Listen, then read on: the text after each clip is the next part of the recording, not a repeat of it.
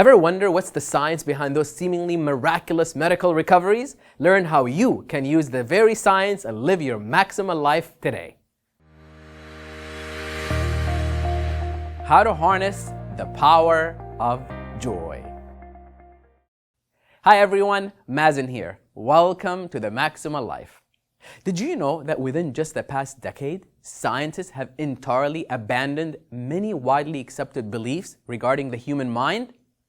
Now, thanks to advanced neuroimaging, it is possible to explore uncharted territory of the brain while it's functioning in real time and without invasive surgery. Today, neuroscientists are upending misconceptions left and right about the human behavior, emotions, and mental health. For instance, it was once accepted fact that by the time we reach adulthood, the fundamental neural structure of the brain was unchangeable, rigid, fixed. Although it's still considered possible to change our behaviors and habits, the ability to do so was considered more and more unlikely as the person grew older. Limited teachings, once thought to be natural law, have been completely blasted out of water by the recent discovery of neuroplasticity, which proves that the brain is not fixed, but extraordinarily dynamic and ever adapting to our changing circumstances. The discovery of neuroplasticity was at first applied toward explaining how the brain manages to restore certain functions after an injury or life-threatening disease.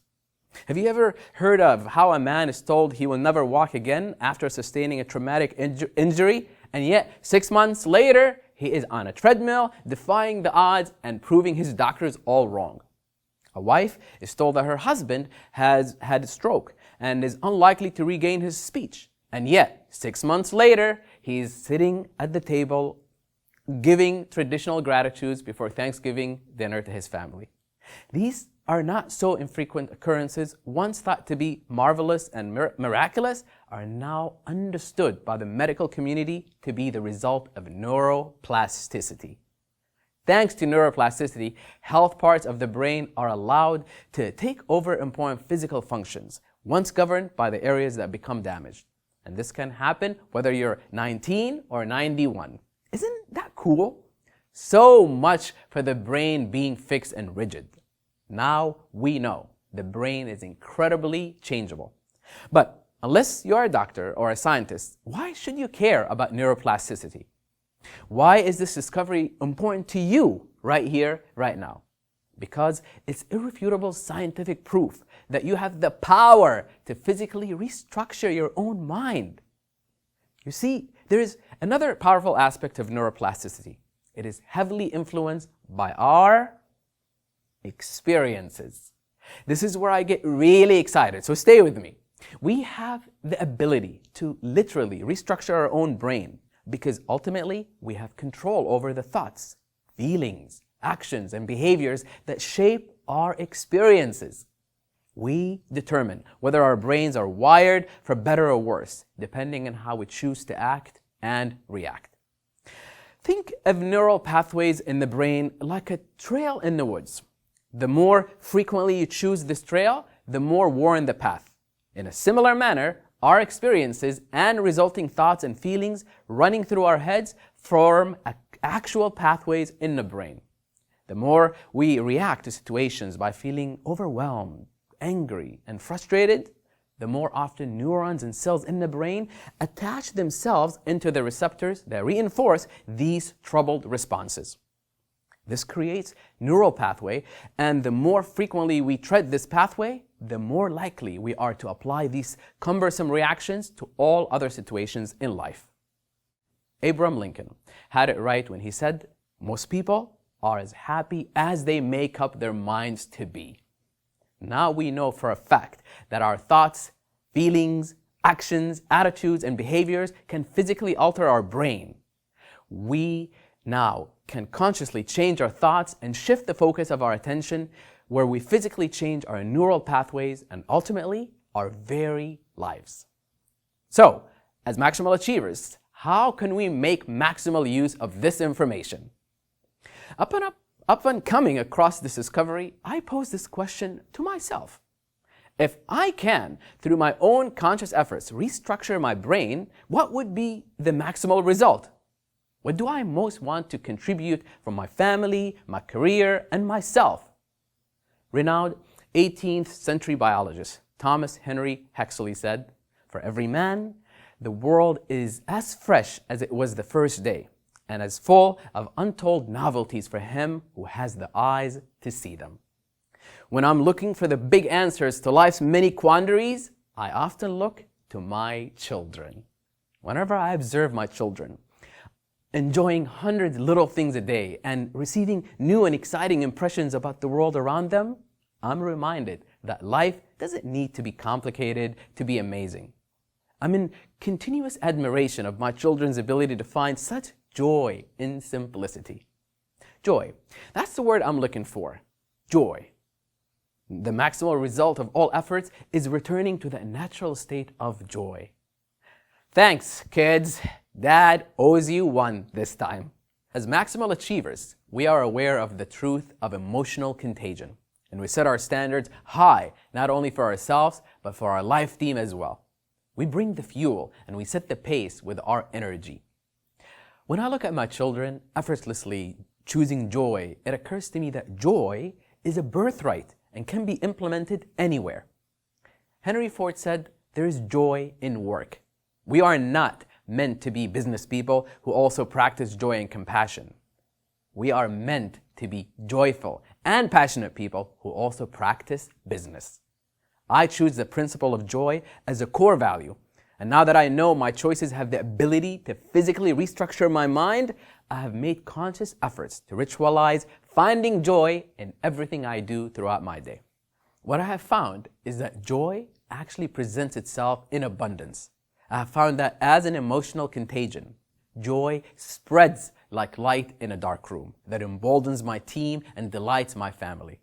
An essential part of the journey to living a maximal life is to be in the flow of happiness. Rumi, one of history's most profound philosophers and poets, says, "When you do things from your soul, you feel a river moving in you, a joy." Being a maximal achiever is a passionate endeavor. Everything from enjoying a meal to slaying a presentation to tucking our children in bed at night is an opportunity to stir our soul. Life is meaningful and miraculous. A good friend of mine, an excellent attorney and maximal achiever, told me about a client very near and dear to his heart. My friend has represented this remarkable man for over 15 years.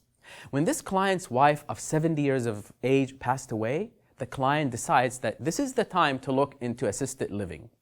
Since his children all live outside of the state, my friend happily volunteers to make the arrangement for his client.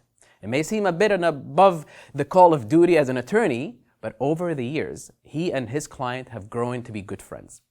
The attorney carefully assesses his client's finances and even visits the different facilities himself to ensure that his friend is going to be comfortable and also in good company. He said he knew at once when he'd found the right place. There was a golf course, and his client could still swing a heck of a club even at 91. The other residents seemed to be relaxed and enjoying themselves in the rooms that they were in because they were bright, and each room had a private patio. He knew how much his client loved to sit outside in the morning and read his paper. The man's children came into town a few weeks later to help their dad pack and get settled into their new home, and the attorney came to help too. Now, as they were packing, the man's children asked the attorney to describe the room their dad was going to be living in. The attorney began by saying that it's filled with natural light in the morning and there's private patio where he can read his paper, and he tried to go on and on and on. But the old man interrupted him by enthusiastically saying, "I like it very much." His children looked confused as his son said, "But I thought you had not been there before, Dad." And this remarkable man smiled and replied, "That has nothing to do with it. Happiness is something that I choose in advance. Whether or not I like the room does not depend on the furniture or the patio. I've already decided that I like my room. I can spend my day in bed ruminating over all the difficulties of old age, or I can get up and give thanks for all the happy memories I've made in my life. Every day is a gift, and as long as I can open my eyes, I will focus on the new day. Isn't that brilliant? What a perspective. I have thought a lot about my friend's client and his wise words. It has helped me to affirm that in life, we have to deposit all the joyful and happy memories we can into our brain bank. We will want this precious trove to cherish for the rest of our lives. There is a Swedish proverb that states, "A joy that is shared is a joy that is made double." How is that for an investment? When you give away for free, you get to double it in return. Unfortunately, most people are caught up in the haze of cultural conditioning, which is continuously flooding our senses with advertisements and media propaganda meant to belight the human spirit. As a result, many people forget to enjoy life, and they basically just trudge through the same worn path of endurance day after day. We become hypnotized by the false pretense that we cannot be happy until life is perfect. This is a ploy. Someone will always be trying to sell you something. There is no perfect life, and grinding away every day towards the unrealistic utopia makes us unhappy. And unhappy people spend their money on things they do not need. But here's the thing. We can choose to be joyful amidst life's inevitable variety of challenges. Joy is an attitude. Maximal achievers carry with them regardless of the challenges they face. There's always a higher side to conflicts, deadlines, and hardships.